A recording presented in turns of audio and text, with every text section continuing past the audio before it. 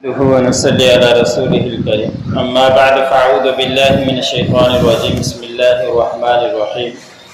واضرب لهم مثل الرجلين جعلنا لأحدهما جنتين من أعناب وحففناهما بنخل وجعلنا بينهما زرعا كلتا الجنتين آتت أكلها ولم تظلم منه شيئا وفجرنا خلالهما نهرا وكان له ثمر فقال لصاحبه وهو يحاوره أنا أكثر منك مالا وأعز نفرا ودخل جنته وهو ظالم لنفسه قال ما أظن أن تبيد هذه أبدا سورۃ الکہف کا درس چل رہا ہے۔ اسی سورت کے آیت نمبر 32 سے لے کر 35 تک تلاوت کی گئی۔ گزشتہ دو رکوع کے اندر اللہ رب العزت نے فرمایا کہ جو یہ کافر لوگ سردار آئے تھے اور آ کے آپ سے یہ کہا تھا کہ ان غریبوں کی مجلس سے ہٹا دو تو پھر ہم آپ کی مجلس میں بیٹھیں گے، انہی کی نسبت کرتے ہوئے اللہ رب العزت نے ایک مثال دے کر بیان فرمایا کہ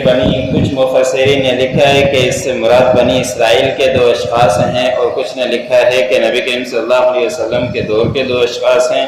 ان کی مثال دے کر بیان فرمایا کہ ان میں سے ایک شخص ایسا تھا جو مالدار تھا، اور وہ دوسرا شخص غریب تھا۔ جو مالدار تھا وہ اللہ رب العزت کا نافرمان تھا، کافر تھا، اور جو غریب تھا وہ اللہ رب العزت کا فرمان بردار تھا، مسلمان تھا۔ ان دونوں کی مثال دیتے ہوئے اللہ رب العزت نے فرمایا کہ ان میں سے جو ایک کافر تھا ان کو اللہ رب العزت نے 2 باغوں سے نوازا تھا، اور بہترین باغ کی خوبصورتی اللہ رب العزت نے بیان فرمائی کہ انگور کے باغ تھے، اور ان کے چاروں طرف کھجوروں کے باغوں کے باڑ لگے ہوئے تھے، اور ان کے درمیان کھیتی بھی تھی۔ اب یہ باغوں کی خوبصورتی ایک ہوا کرتی ہے کہ خود باغ ہوں اور اس کے چاروں طرف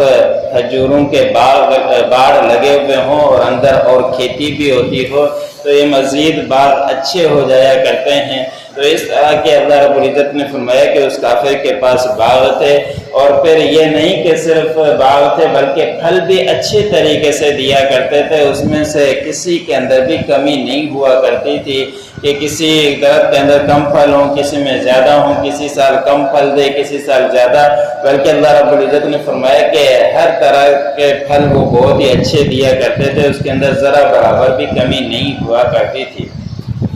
پھر اللہ رب العزت نے فرمایا کہ ہم نے ان دونوں باغوں کے درمیان ایک نہر بھی چلا دی تھی، یہ اور بھی زیادہ خوبصورتی کیا کرتی ہے۔ پھر اللہ رب العزت نے فرمایا کہ صرف یہ باغ نہیں تھے جو اس کے پاس، اس کافر کے پاس اور بھی بہت سارا مال تھا یا جائیداد تھی، یا اور بھی باغات اس طرح کے تھے جو اس کے لیے پھل لایا کرتے تھے۔ اور یہ کافر اپنے اسی دوست مسلمان سے باتیں کرتے ہوئے کہنے لگ گیا کہ میں آپ سے مال سے زیادہ ہوں، میں آپ سے عزت میں زیادہ ہوں، میرے پاس کافی جماعت ہے، اس لیے میں تو اللہ رب العزت کا پسندیدہ ہو گیا، آپ کے پاس کچھ بھی نہیں، آپ اللہ رب العزت کے پسندیدہ نہیں ہو۔ اگر آپ پسندیدہ ہوتے تو آپ کو اللہ رب العزت مجھ سے بھی زیادہ دیتا۔ یہ کافروں کا یہی اصول ہے، وہ اسی طرح کہا کرتے ہیں کہ اللہ رب العزت نے ہمیں دیا ہے تو ہم سے محبت کیا کرتا ہے۔ تو نبی کریم صلی اللہ علیہ وسلم کے حدیث مبارک ہے کہ اللہ اس کو بھی دیتا ہے جس کو پسند کرتا ہے، اور اس کو بھی دیتا ہے جس سے ناپسندی ہوا کرتی ہے۔ اس کے اندر مال دینے اور نہ دینے میں کوئی پسند نہیں ہوا کرتی۔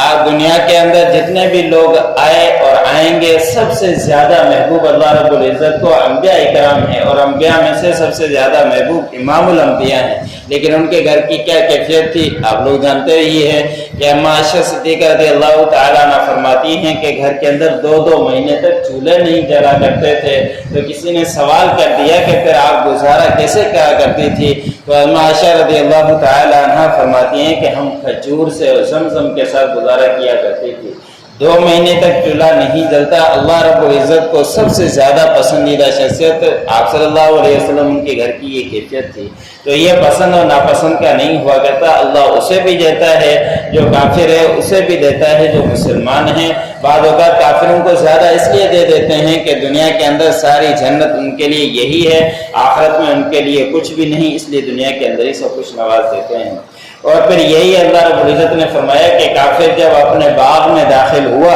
تو اپنے جان کے اوپر ظلم کرتا ہوا داخل ہوا، زیادتی کرتے ہوئے داخل ہوا، اور کہتا تھا کہ میں گمان نہیں کرتا کہ یہ باغ کبھی بھی ختم ہوگا، یعنی ہمیشہ رہے گا، کبھی ختم ہونے والا نہیں ہے۔ اس کے عقل میں یہ بات تھی، اور اسی طرح کا دوسرے بھی اعتراض کیا کرتا تھا قیامت کا، جس کا تذکرہ کرتے ہیں۔ وَاضْرِبْ لَهُمْ مَثَلَ الرَّجُلَيْنِ جَعَلْنَا لِأَحَدِهِمَا جَنَّتَيْنِ۔ اللہ رب العزت نے مثال بیان کی ان لوگوں کے لیے، دو آدمیوں کی، کہ ہم نے بنایا ان میں سے ایک کے لیے دو باغ، من اعناب وحففناهما بنخل وجعلنا بینہما زرعا، کہ انگور میں سے دو باغ دیے اور ان دونوں کے باہر سے باڑ لگا دی کھجور سے، اور ہم نے بنائے ان دونوں کے باغوں کے درمیان کھیتی بھی۔ کلتا الجنتین آتت اکلہا، اور یہ دونوں باغ بہت کافی پھل لایا کرتے تھے، ولم تظلم منہ شیئا، اس کے باغ کے اندر ذرا برابر بھی کمی پھلوں کے اندر نہیں ہوا کرتی تھی۔ وفجرنا خلالہما نہرا، اور ہم نے ان دونوں کے درمیان ایک نہر بھی جاری کر دی تھی۔ وَكَانَ لَهُ ثَمَرٌ، اور اس کے پاس اور بھی بہت سارے پھل یا مال جائیداد اور بھی تھی ان دو باغوں کے علاوہ۔ فَقَالَ لِصَاحِبِهِ وَهُوَ يُحَاوِرُهُ، اور کہا اس کافر نے اپنے اس ساتھی سے، دوست جو مسلمان تھا، گفتگو کرتے ہوئے، انا اکثر منک مالا وَأَعَزُّ نَفَرًا، میں زیادہ ہوں تجھ سے مال کے اعتبار سے بھی، اور عزت کے اعتبار سے بھی، اور جماعت کے اعتبار سے بھی۔ وَدَخَلَ جَنَّتَهُ وَهُوَ ظَالِمٌ لِنَفْسِهِ، اور وہ داخل ہوا اپنے باغ میں اور اپنے نفس کے اوپر زیادتی کرنے والا تھا۔ قَالَ مَا أَظُنُّ أَن تَبِيدَ هَٰذِهِ أَبَدًا، اور کہا کہ میں گمان نہیں کرتا کہ یہ باغ کبھی بھی کوئی ختم ہوگا۔